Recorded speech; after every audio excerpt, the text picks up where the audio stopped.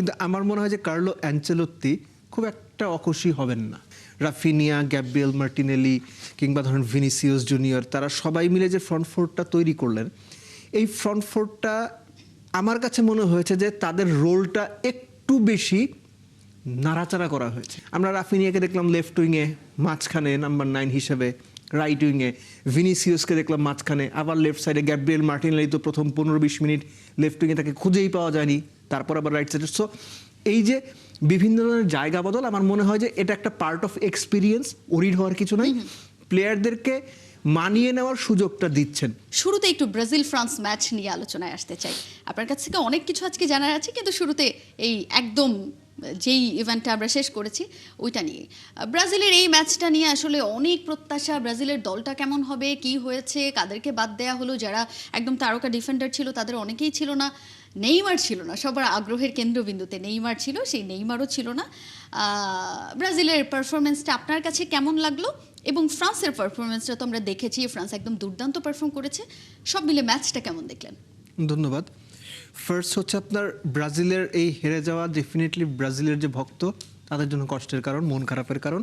কিন্তু আমার মনে হয় যে কার্লো অ্যানচেলোত্তি খুব একটা অখুশি হবেন না, কেননা আপনি আপনার ব্যাক লাইনে যখন ওয়েসলি, ব্রেমের, পেরেইরা তাদের নিয়ে ব্যাক লাইনটা সাজাচ্ছেন যারা তুলনামূলক কম অভিজ্ঞ, এবং আপনার হাতে এখনো পর্যন্ত সেই ধরনের রিসোর্সেস আছে যারা ওয়ার্ল্ড ক্লাস, এবং ফ্রান্সের প্রবেবল বেস্ট পসিবল 11-এর এগেইনস্টে আপনি 2-1 গোলে হেরেছেন, ভালো কিছু চান্সেস ক্রিয়েট করেছেন, যদিও সেটা এনাফ না।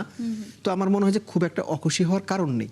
যে জায়গাটাতে আমার মনে হয় যে ব্রাজিলের একটু হলো চিন্তার জায়গা, সেটা হচ্ছে ব্রাজিলের ফ্রন্ট ফোর। যদি আপনি দেখেন, ফ্রন্ট 3 বলছি আমি, ফ্রন্ট 4 বলছি, যে রাফিনিয়া, গ্যাব্রিয়েল মার্টিনেলি কিংবা ধরেন ভিনিসিয়াস জুনিয়র, তারা সবাই মিলে যে ফ্রন্ট ফোরটা তৈরি করলেন, এই ফ্রন্ট ফোরটা আমার কাছে মনে হয়েছে যে তাদের রোলটা একটু বেশি নাড়াচাড়া করা হয়েছে। ভিনি রাফিনিয়ার যে একটা কম্বিনেশন আমরা সবসময় দেখতে চাই, ওটা কিন্তু গতকালের ম্যাচে খুব একটা চোখে পড়েনি।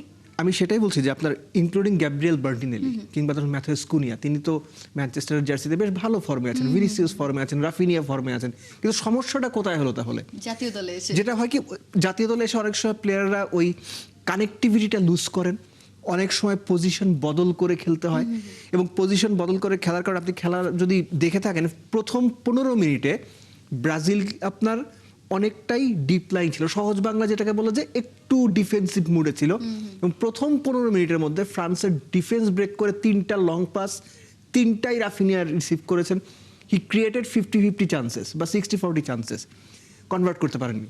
আমরা রাফিনিয়াকে দেখলাম লেফট উইংয়ে, মাঝখানে নাম্বার 9 হিসেবে, রাইট উইংয়ে ভিনিসিয়াসকে দেখলাম মাঝখানে, আবার লেফট সাইডে গ্যাব্রিয়েল মার্টিনেলি তো প্রথম 15-20 মিনিট লেফট উইংয়ে তাকে খুঁজেই পাওয়া যায়নি, তারপর আবার রাইট সাইডে। সো এই যে বিভিন্ন ধরনের জায়গা বদল, আমার মনে হয় যে এটা একটা পার্ট অফ এক্সপিরিয়েন্স, ওরিড হওয়ার কিছু নাই, প্লেয়ারদেরকে মানিয়ে নেওয়ার সুযোগটা দিচ্ছেন।